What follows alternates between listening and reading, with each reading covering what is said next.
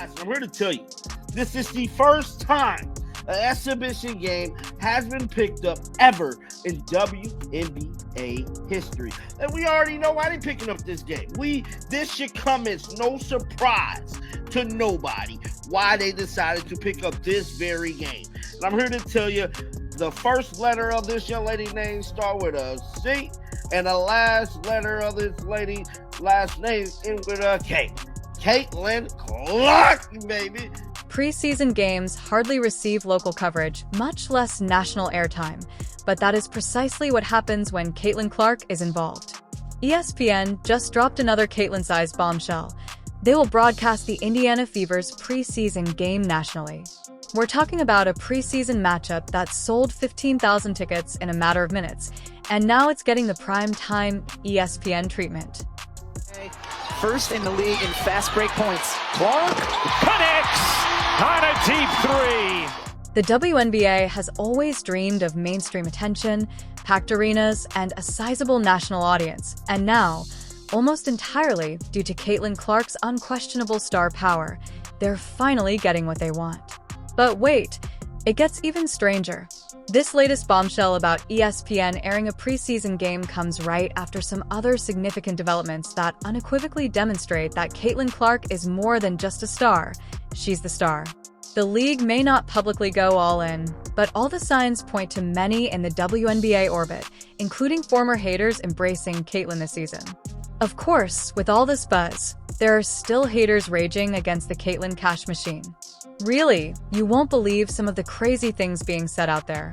We're going to get into all of that drama, but first, if you think that at least 2 million people will watch a WNBA preseason game, which, to be honest, might be conservative, then hit that button. Alright, let's break down this absurd scenario. It's not hyperbole to say that Caitlin Clark and the Indiana Fever have officially surpassed all other primetime dominance. They are now arguably the most expensive ticket in all of North American sports. Let's first examine how we got here.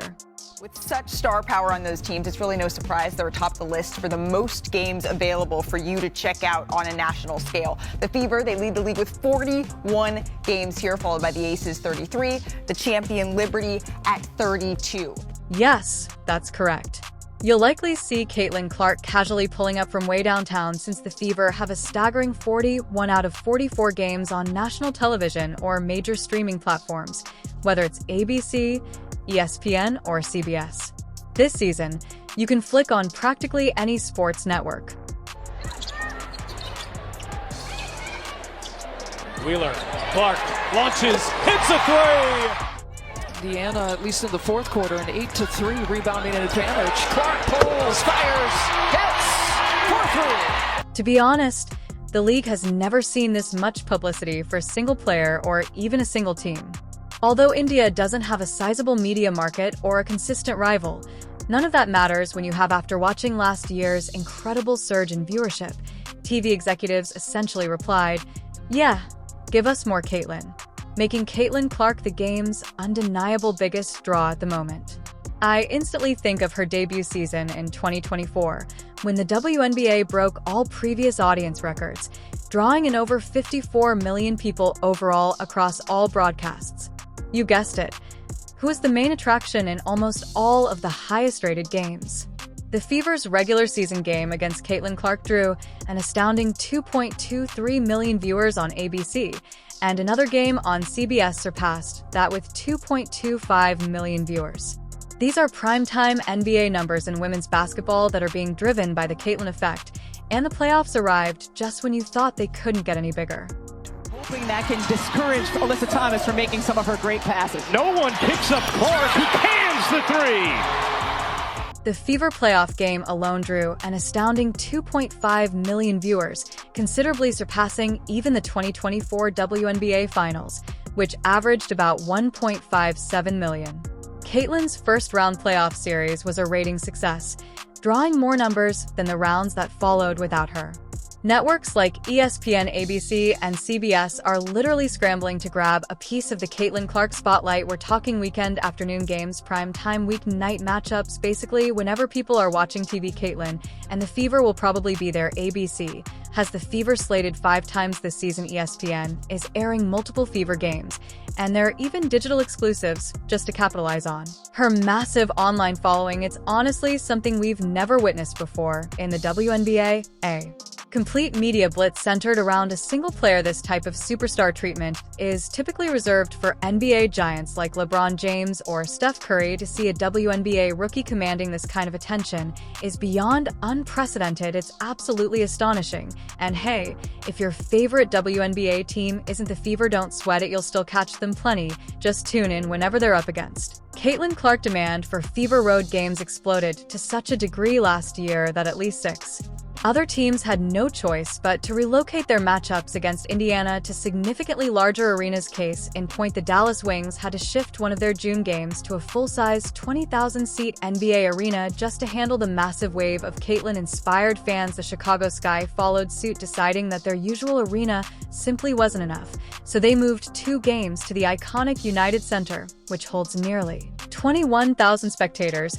And let's not forget the Atlanta Dream. They hilariously claimed a sudden scheduling conflict at their usual venue, conveniently bumping their Fever matchup to the much larger State Farm Arena, home of the NBA's Atlanta Hawks. Now look, I get it, you can't openly say we're switching arenas just to cash in on a visiting superstar.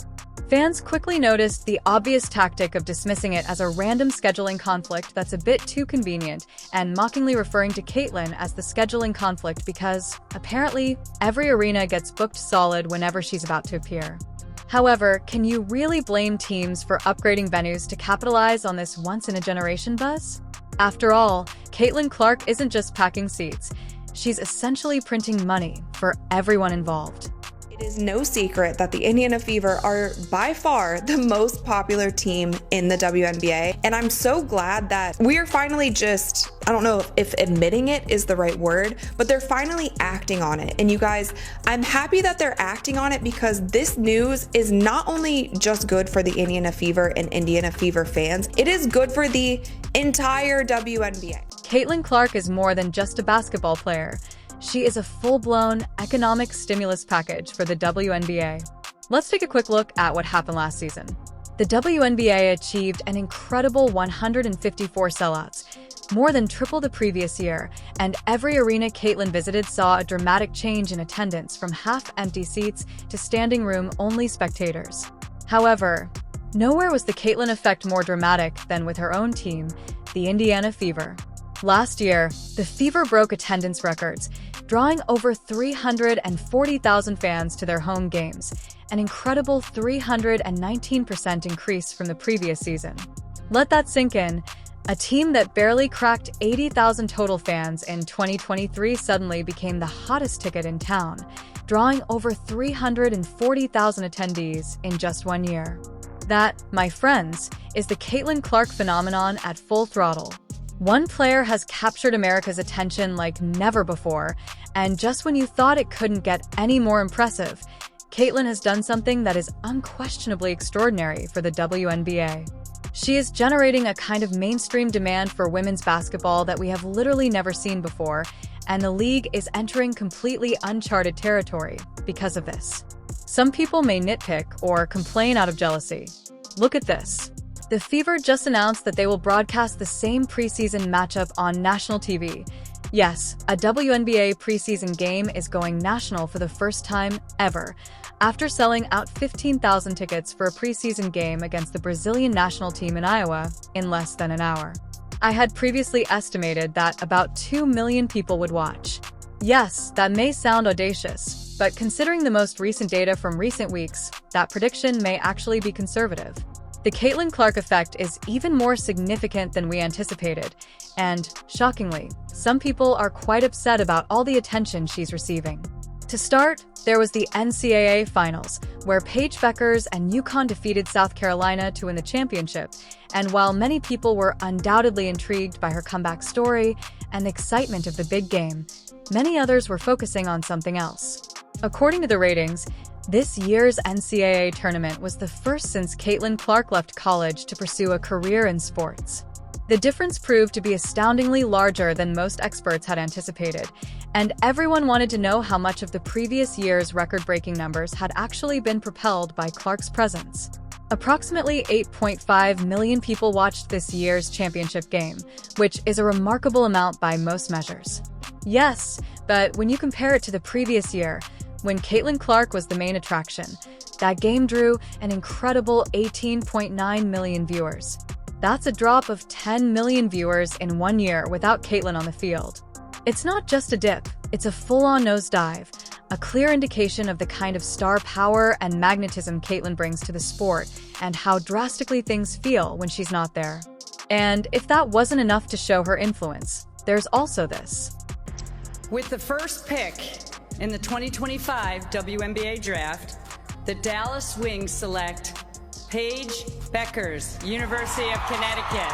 As anticipated, Paige Beckers went first overall in the 2025 WNBA draft. This event generated a lot of excitement and anticipation, and to be fair, the ratings were rather good, with about 1.25 million viewers turning in.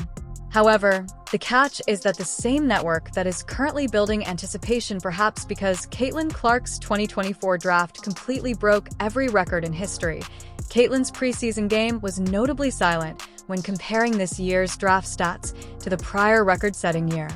Let's just say that ESPN conveniently chose not to tell viewers that Paige's big night was just the second most viewed WNBA draft, right after Caitlin's, because last year's draft was a historic ratings bonanza.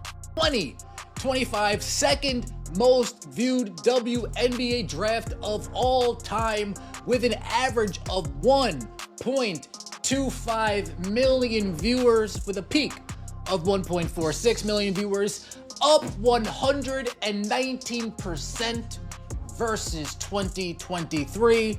And I know what the question may be. 2023. Well, Ben, just out of curiosity, because we're all curious around here, right? We all want to be well informed.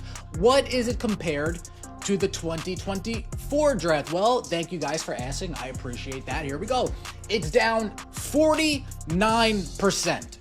It's honestly wild. Networks are practically falling over themselves to broadcast Caitlin Clark's games, and team owners are bending backward to move matchups into larger venues just to cash in on her star power, yet somehow we still see these petty little moves and subtle jabs aimed at downplaying her enormous impact. And sadly, this pettiness isn't isolated lately. There's been a strange wave of articles and TV segments seemingly determined to diminish Caitlin's influence on the game, often hinting at deeper, more controversial reasons. For instance, take the recent piece from The Guardian. They ran an article essentially questioning whether Caitlin's popularity was genuinely earned, or if it was more about her being a white player from Iowa, suggesting racial biases might be fueling the hype. Fans instantly reacted, calling it a misguided and unnecessary attempt to drag race into a scenario clearly defined by extraordinary talent and record-breaking viewership.